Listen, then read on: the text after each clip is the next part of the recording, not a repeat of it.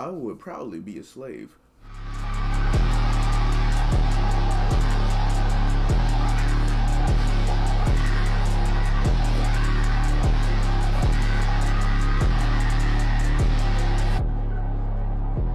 What's going on, your boy? This your man MK, aka Bonnet Boy in the building. Happy 4th of July. By the way, if no one told you yet, but today we're going to be learning why we wouldn't survive the Aztec Empire. Now, I love history, you know what I'm saying? But not gonna lie, I don't know. The Aztecs? Why wouldn't we survive in that time period? I would like to know, and I hope you guys would like to know too. All I ask you guys to do is to like, comment, subscribe, and I ain't gonna hold you no longer. Let's just go ahead and get right into the video, man. Play.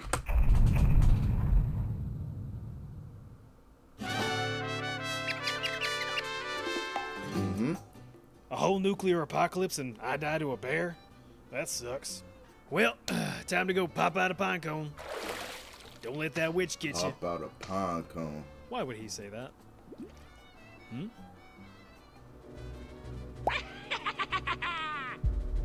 Oh no. They had witches back in the Aztec days?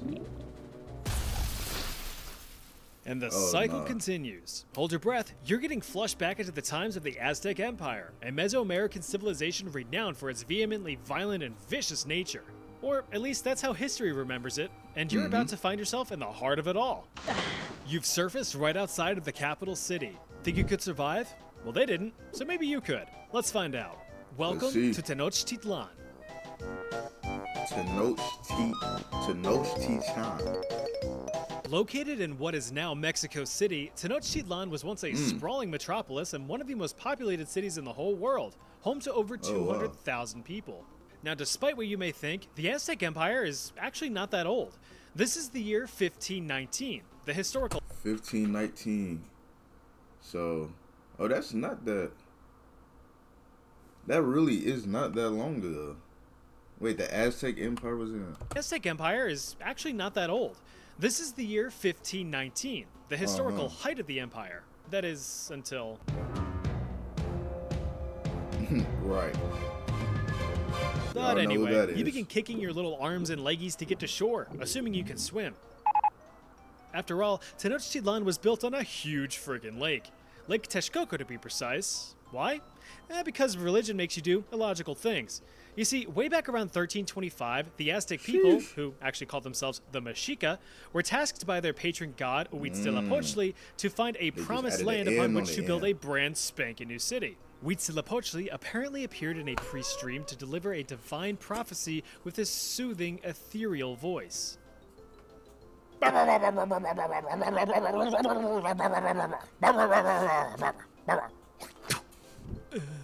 After strenuous searching in the Mexico Valley, all while annoying the heck out of other indigenous groups, the weary wanderer's wayfare finally came to an end, on an island in the middle of a huge friggin' lake. Since this was not prime real estate in the slightest, many of the surrounding Mesoamerican civilizations who already disliked the aggressive, violent, and invasive Mexica allowed them to stake their claim without protest, as building buildings on a lake was a fool's errand. Nonetheless, Tenochtitlan was built from the soggy ground up. Over the span of the next 100 years, the city had flourished into a central hub of trading, education, and innovation, at least for its inhabitants. You see, decade after decade, the Mexica terrorized the surrounding lands, embarking on brutal and bloody conquests. These invasions established and expanded the Aztec Empire across roughly 80,000 square miles, beginning in 1428 all the way up to 1519. And here you are, so you better get to surviving. You can and I found out. Quick pause in the video. I found out where the fuck these wasps are coming from, man. Would you believe if I was to tell you there is a wasp nest right by my neighbor's door? I was just walking outside one day. I look. I see a whole bunch of wasps going towards something I'm watching. It's just a big ass wasp nest. Like, come on, man. Knock that shit down, man. All these was. I'm gonna knock that shit down my goddamn self. Let me get some smoke. Hit the with that K2. Start by lifting your sopping self out of the saline water and flopping onto dry land. But wouldn't you know it, the jig's already up as you've been spotted by a local farmer. And unless you've got some heavy Mesoamerican blood pumping through your veins, they're gonna think you look weird, meaning that they'll be cautious. Sure, you could probably take out anyone in a 100-mile radius with a comedically timed sneeze, but you're not here to rewrite history. Just suffer through it. That being the case, you attempt to speak with the locals using your superb linguistics knowledge. Por favor, manténgase alejado de las puertas. No, you dingbat, they don't speak Spanish. Spanish aren't even here yet. Try something else. You ponder to yourself, scratching your long chin hair. Well, now what? You're exactly right. The Mexica had their own language called now what? See that little TL at the end there? It sounds like a just a little right in the kind of like in this word. You've probably been saying this as axolotl or ajolote from my Spanish speakers, but it actually comes from the Nahuatl language. So it would be correctly pronounced as axolotl. Be sure to drop that tidbit of knowledge into group chat so your friends can start a new one without you. Anyway, only about 1.5 million people today can even speak Nahuatl, and I'm willing to bet that you're not one of them. If I could wish for anything, I'm not gonna count. One of my wishes would be to speak every language in the universe. Off real, I could be the speaker for a lot of people, a lot of things, a lot of creatures. Who knows? I can decipher a lot of. You know what I'm saying? That would be kind of crazy. That would be, I don't know the secrets of the universe. Come on, man. You gotta think. Think. Of them. So if I were you, I'd about Ashel lit my pants because you're an outsider. And this is the part where you get taken captive. Or worse. If you are taken alive, you'd certainly wish that you weren't. But at least on the way to your doom, you'd be able to get a glimpse into the wonders that Tenochtitlan had to offer. Society. Surprise, surprise. Another civilization, another hierarchy system. The social structure of the Aztec Empire is often debated, but it can be boiled down to your vanilla upper, middle, and lower classes. The big guy at the top is called the Tlatoani, or Supreme Emperor. The upper class, of course, is all your rich folk, your priests, your warriors, and your nobles. Next were the farmers, merchants, fishermen, and artisans making up the laboring middle class, and the poor unfortunate scum at the bottom were mostly slaves and prisoners of war.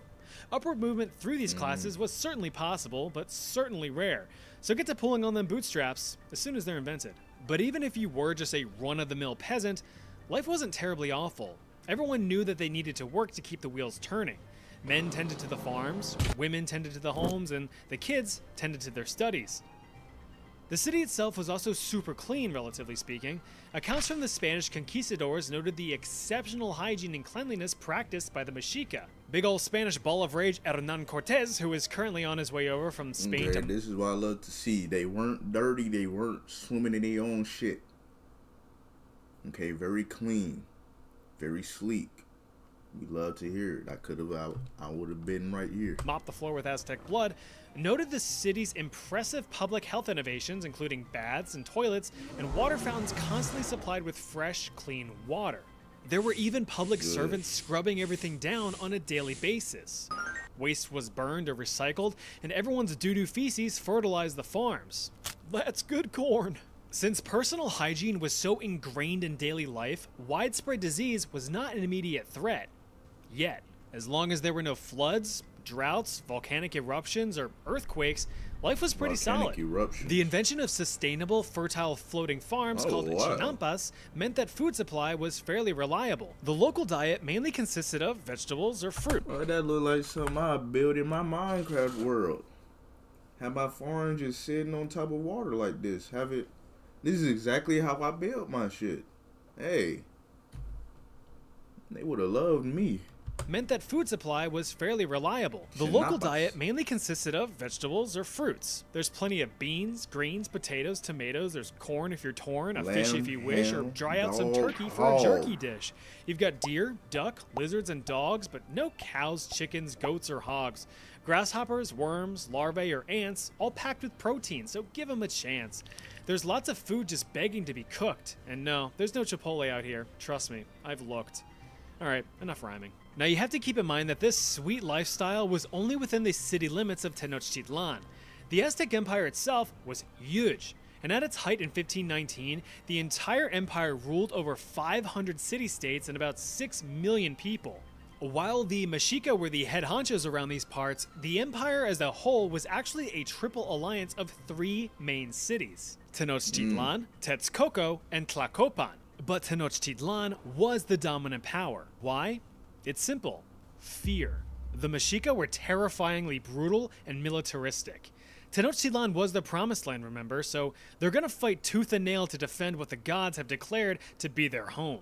So let's talk military. If you're going to be the main powerhouse of an empire and want to keep that empire from crumbling, you'd best believe that you need people who know how to fight.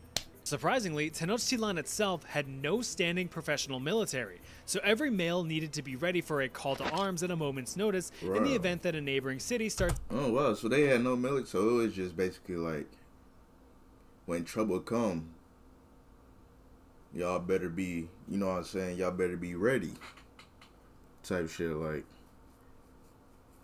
that's kind of, I don't know how I feel about that. I feel like they should have definitely had, unless every male was naturally like a warrior in this time, in this empire. It's getting all sassy. All male citizens in Tenochtitlan, regardless of class status, were required to go through rigorous warrior training at the age of 15. Intense daily exercise drills, marching formations, and weapon masteries were always on the menu. If you wanted to stab someone from a comfortable distance, you could always launch some arrows or huck a javelin. Close quarters combats called for clubs, spears, or this monstrosity, the maquawitl. This was a wooden paddle adorned with razor-sharp obsidian stones, capable of ripping flesh from bone in a single swing.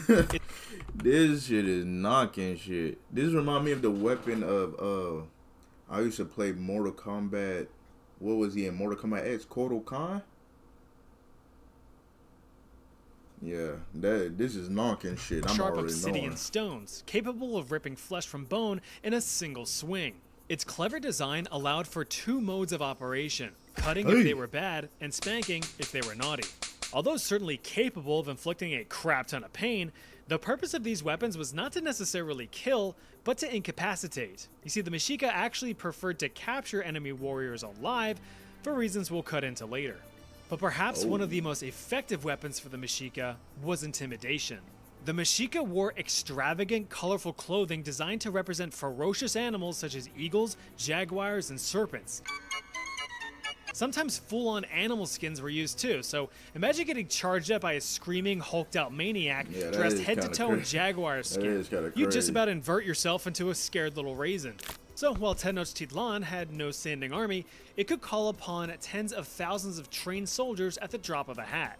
As a consequence of being conquered, all city-states within the Aztec Empire were forced to pay tribute to the Mexica, allowing them to maintain the healthy and wealthy lifestyle that you see before you as you're paraded through the city. Just how we do with taxes. Wow.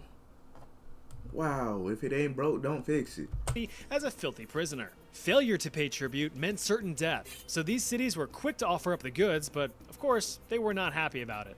But none of that concerns you. Instead, you've been sent to court for the crime of being a strange-looking weirdo.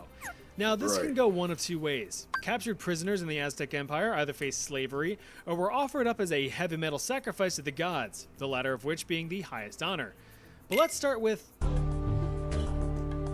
slavery. Believe it or not, being a slave under Aztec rule wasn't the worst, because it wasn't really a system of oppression. Aztec slaves fell more into the category of indentured servitude instead of what we would think of as full-blown lifelong slavery. Slaves had basic rights, could marry freely, own land, and marry freely, start a family, own property, own other slaves, accumulate wealth, earn their freedom.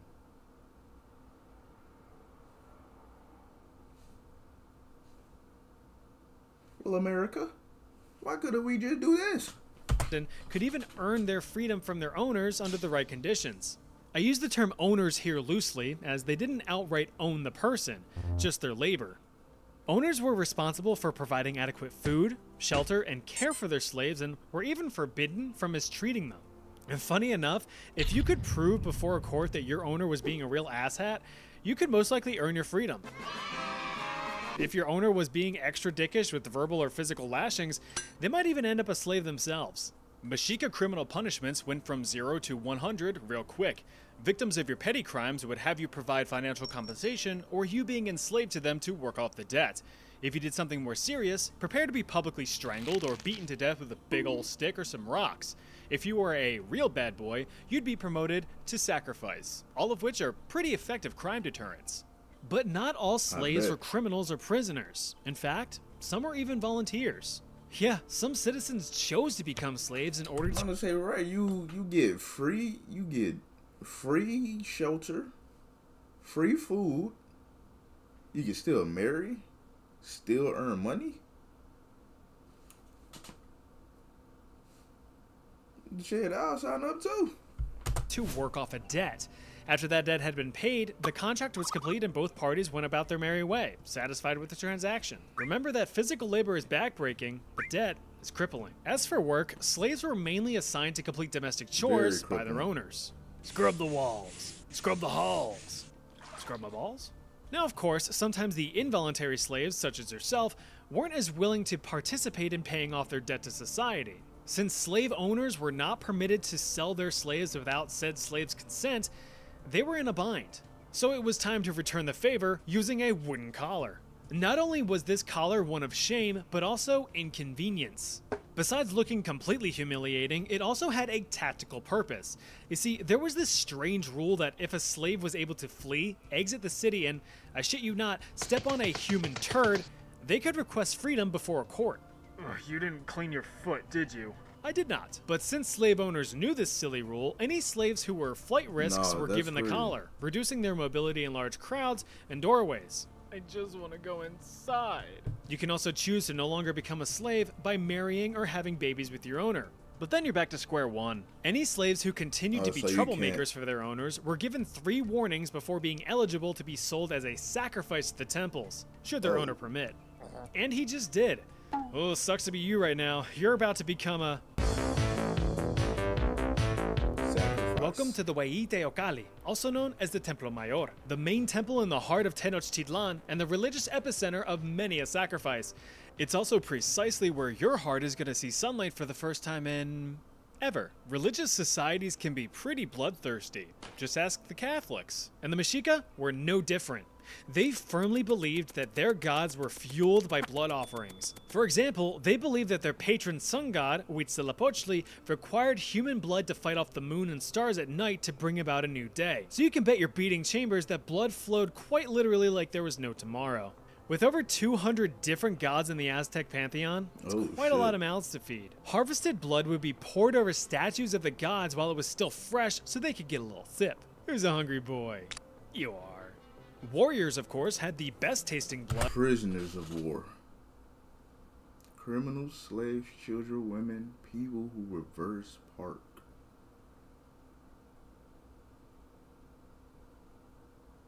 What's wrong with people who reverse parks? I'll reverse park. Is that bad? Women was below children. It's kind of crazy. Right behind prisoners and children, so they were given priority over everyone else, making them a hot commodity. In order to keep supplies stocked, the Mexica would often host events called flower wars where at least 2 cities would send out troops to fight one another for the sake of capturing POWs for sacrifice. It's a real win-win. Now, when you think of Aztec human sacrifice, your mind probably goes straight to the iconic heart gripping and ripping, and you'd be right. Slapping a slave on a sacrificial slab and serving a swift stab to the sternum for the sudden surge of that sweet sanguine secretion. But when sacrifices were such a spectacle, variety was the spice of life. If you've seen one heart out of a human body, you've seen them all. Thanks, LiveLeak. Many methods of sacrifice were specific to each god. You want some rain? Drown some crying kiddos in a nearby lake for the rain god. Want to keep volcanic eruptions at bay? You better burn some women for the fire god. You want a bountiful harvest? We've got decapitation and flaying for the god of agriculture. Enthusiastic priests would even go as far as wearing the flayed skin just for that extra bit of pizzazz. The problem with these kinds of practices is that eventually it's going to rain again, volcanoes will have dormant periods, and some harvests will naturally provide higher yields. So if things turned out well, it's because the sacrifices worked. If they didn't, that's because you didn't sacrifice enough. You can see how this is a terrible feedback loop. Sometimes, though, sacrifices were performed on a large scale to slake a large thirst. For example, the grand opening ceremony of the Templo Mayor allegedly saw the blood of over 80,000 captives and slaves pour down the freshly carved stone, though historians do debate if this number is even accurate. What's not up for debate, though, is what's about to happen to you. Say adios to that heart of yours, buddy. Stop!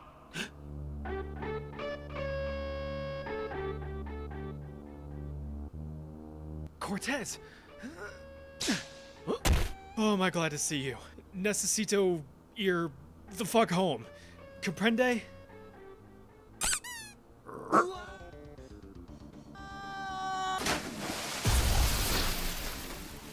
Strong dad, boy. Where the fuck were you?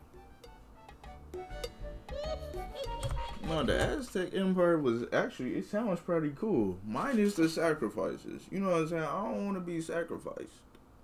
I would, I would probably be a slave. Would you guys be a slave? Let me know in the comment section down below. But if you guys enjoyed the video, it'll be the first link in the description box. Make sure you like, comment, and subscribe. The Aztecs may have been pretty cool. And I'll see you guys in the next video, man.